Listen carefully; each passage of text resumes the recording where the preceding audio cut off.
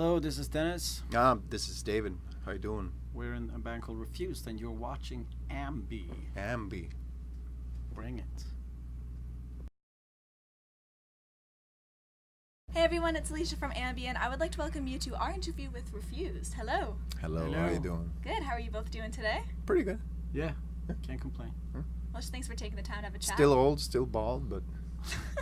But you're doing all right. Yeah. That's good. I want to kick things off by diving right into Freedom, your first record release in 17 years. When was the moment you realized you wanted to get right back at writing and finally release a new album? I think it was in Boston in 2012. Me and Chris went for a walk, and he just said, "Why don't we make a record?" And I was like, "Okay." As simple as that. Yeah, I've been waiting for it. And we had a band meeting a bit later. Yeah. Because it was, and then they got me in a band meeting and they said, "How do you feel about making a new record?" And it really took me by surprise because I was like, nah, I didn't think it was gonna happen. So I was like, I need to think about this for a little bit. But then we decided that we wanted to continue to play after 2012, and we didn't want to be nostalgic, so it was the only sensible thing to do was write more music. Mm-hmm. Yeah. Well, something I really liked that I came across is on your Facebook page, on the About section, it has a shitty band with an awesome plan. So what is Refused's awesome plan? That is a good question. Why, I don't think you. we had, in the 90s... We make so many fucking plans. Like, we make plans all the time. Yeah, that's true. But what's the awesome plan, though? I mean, I think one of the plans was just to, like, provoke and upset people when we were first starting out. We really did that as a young band. And now we're just, like, very focused on being just a powerful... like musically powerful unit. I think that's the main thing these days. Although we can't stop being like bookworms and nerds and talk about, ideas, because you can't not think once you started. Yeah, it's kind of a bummer when you when you get into that mindset of just like seeing the Matrix, you're screwed. But I think took the wrong pill. We took the wrong pill for sure. Yeah, I went into Monkey's Paw, the bookstore, you know that? No. In Toronto. It's really weird. Okay. Found this book called 4 Reasons to Eliminate Television. Were any of the reasons decent? Or? No, I haven't read it yet. So I got it through today. Yeah. But it's an interesting idea. Okay. Yeah. Well, you're kind of talking that about... maybe that's the next plan. That's Okay. The destruction of television. Maybe that's already been achieved though. Nah. I feel like next through is like world Netflix domination and or something. We're not. I mean, world domination is tricky. Comes with a lot of responsibility. I don't think we're really ready for that. Not yet. No, I think also like in the 90s when we were really kind of wild anarchists. I think our plans always referred to some sort of weird Soviet-esque like 5-year plan. I think that's also a lot of the planning that we were doing in a more like strategic socialist sort of sense of planning. There's an element of like child's game, to being in a band. So you can basically sort of like throw almost anything out there and see, where it hits. Yeah. Usually it totally misses the target, but but people eventually something will stick. Yeah, and people like us, I think society is better off with us like in these kind of situations, other than us being like, as opposed to us being in the streets, Yeah, there's like we're the they contain us in these like safe spaces. So like, if you're a musician or an artist, there's definitely a place for people like us to say the dumb shit that we say, and then people will be like, yeah, they're artists, and they can sort of, It's kind of like comedians who make really awful jokes. It's like, they're a comedian, they can get away with it. Exactly, and that's the powers that be has got us exactly where they want us, I think. Yeah. We need to think this through now. Yeah, this is... It's fucked up, man. It's horrible. We got to start blowing shit up. Yep. A shitty band with a decent plan. Shitty band with some okay plans that we never follow through on. That's the new Facebook headline. You mentioned how some of the music is a powerful force, and I love how energetic this new record is, and especially how you were able to sneak in some dancey vibes. Where did that come from? We're funky dudes. You Or as are my funky Parisian dudes. friends say, the new record, it's very funky. It's groovy. Everything you said was horrible. But I think there's a power in music, and like that's very. It's been around for centuries, and one of those the greatest power of music is the power of dance to it. Like it's always used music to sort of accumulate some sort of feeling of release and maybe totally like give up on yourself, and in the rhythm that's where you find that release. And I think we just wanted to, I mean, we like music that has that beat to it. Yeah, and it's also very much a hardcore thing, like hardcore music where we come from. It's a visceral connection between the band and the audience. People are supposed to move. It's almost weird when people don't move. Like it's and especially our earliest roots were very much New York hardcore. We tried to sound like a lot of New York bands at the same time, and all that stuff like Sick of It All or Cro-Mags and stuff. It's like it's really funky. Like those drummers are really very danceable. Yeah. Maybe sometimes It's dance overly music. Aggressive Yeah, dancing, but I mean it. But also we grew up in like the pit at shows. Like, Yeah. So in our music, I don't think people who haven't been in the pit like for a big part of their youth can't really. It's harder for them to write that type of music that gets a pit going, I think, because there's a mechanic to it, and you really try to understand it, and you try to, like get people riled up and going. It's a manipulative thing. Yes. But the groove of the thing is so necessary, because otherwise, like, what the fuck are people gonna do? Just hit each other in the face for without the groove, that's not good. Yeah. Then it's just like a brawl. Yeah, then it's just a brawl. That's what like. Yeah, that's another type of music. Yeah. Well, for both of you, do you have any favorite dance moves? Oh yeah. I love the creepy crawly. The creepy crawl. I'm a windmill guy. Okay. Like Yes. when I went to see Napalm Death at the Troubadour in LA because I live there now, and the LA pit is like a totally different thing, and my style is very New York, so Very violent. yeah, very. What's the LA pit? Well, the LA pit it's almost constantly moving in a sort of like slow circle pit. Okay. Like it goes round. Like it's totally two totally different cultures. Yes. So I was just like standing in the middle of it and just hitting people. I don't know what my favorite. I have a lot of dance moves, but I don't know if they have a specific like a move. No. But I like to dance. Okay. Yeah. Yeah, I think actually my favorite one is a new one actually that you started just a while ago, which is the Indian sort of Jim Morrison thing when you dance round. Yeah, it's good. Sort of girly, like a sort of like. My dancing is not as manly as David's dancing. Okay. I have to say. It's More true. of yeah. I'm not proud of it. Well, I love how you just released a very cool video for Servants of Death, and it's just utter madness. It's kind of like a collection of past live footage. When you look back at all the footage, did you kind of think, how can we top this? Or how are we that crazy? Because there's some moments in there I'm like, did they really just do that?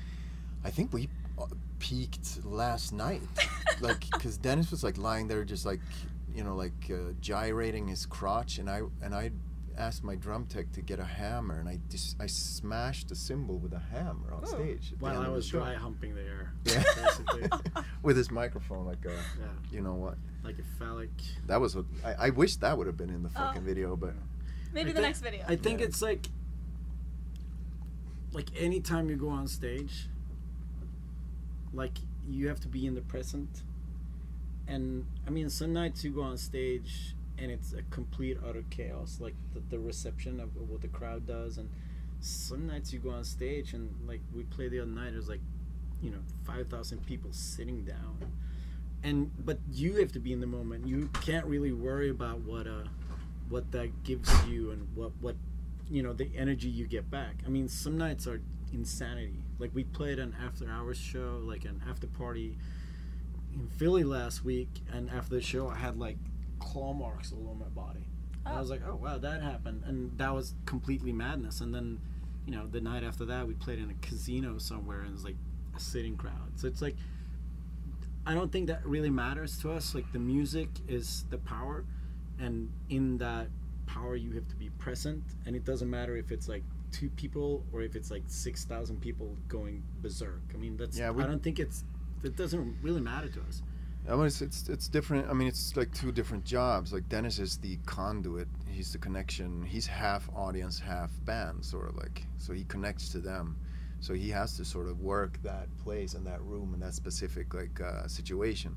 Whereas the rest of us, we really don't take any of that into consideration. We go out with the exact same mentality. Like, we go and do what we do, and we attack the crowd with the music as hard as we can. But Dennis has a completely different job. Well, Dennis goes right in there. Like, I've seen you laying on fans, just like walking on hands. It's a physical thing too. I mean, you gotta get involved in what's going on. I mean, David said we grew up in like the mosh pits.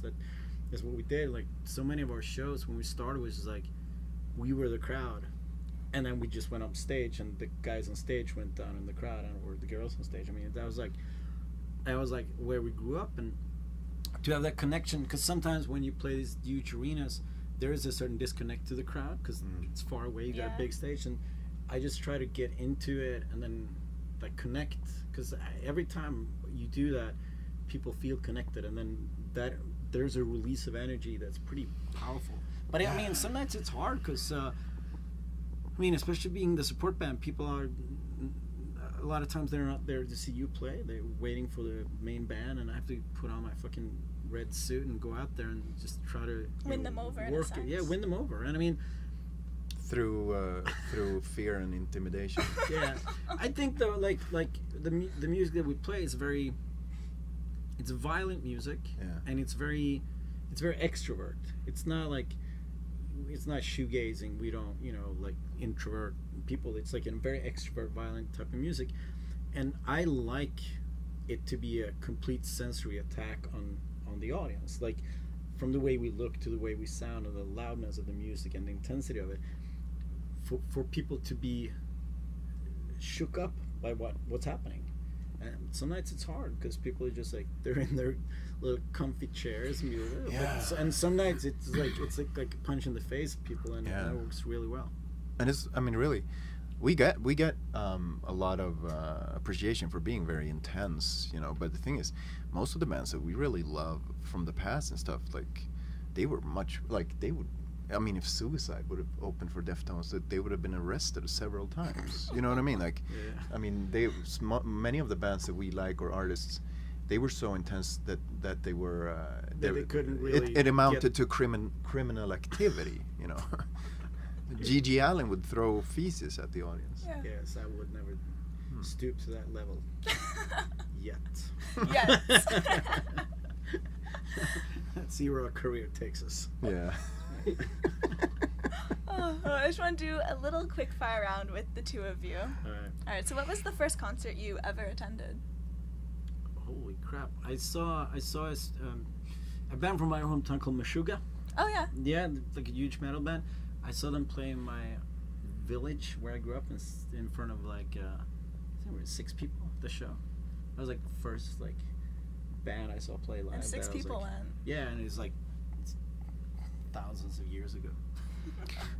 Yeah, my mom is into rock and roll. She took me to see her favorite Swedish rock singer called Jerry Williams. He's a hard-ass Marxist rock and roll. Yes.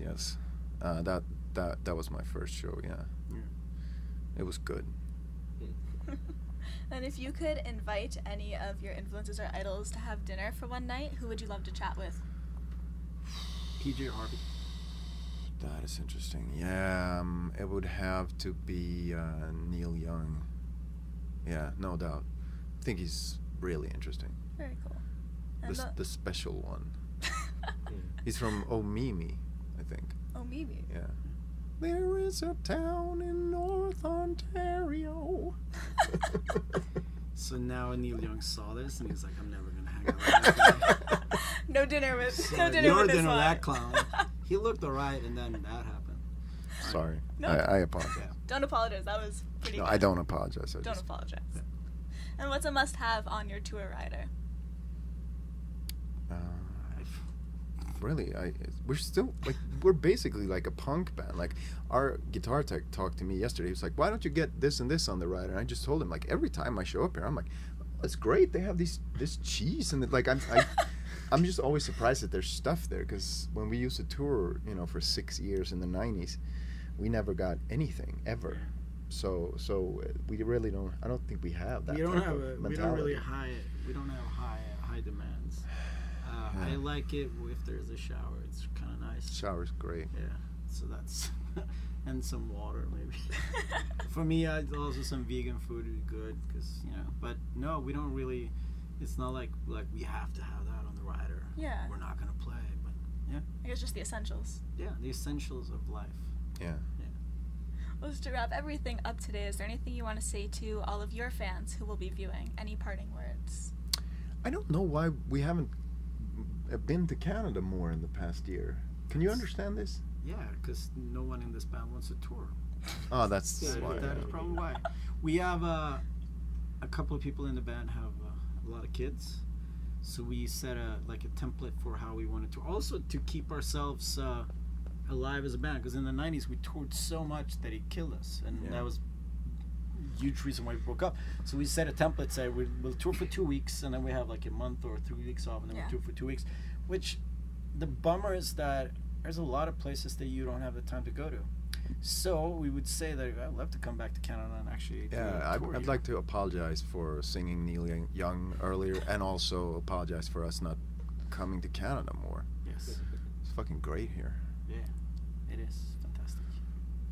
I just want to say thank you so much for your time today. It's much appreciated. Thank you. It's my pleasure. And remember, to everyone viewing, you can visit us at musicblogget.com for all exclusive interviews, features, videos, and so much more with your favorite bands. See you next time. Take care. Ciao.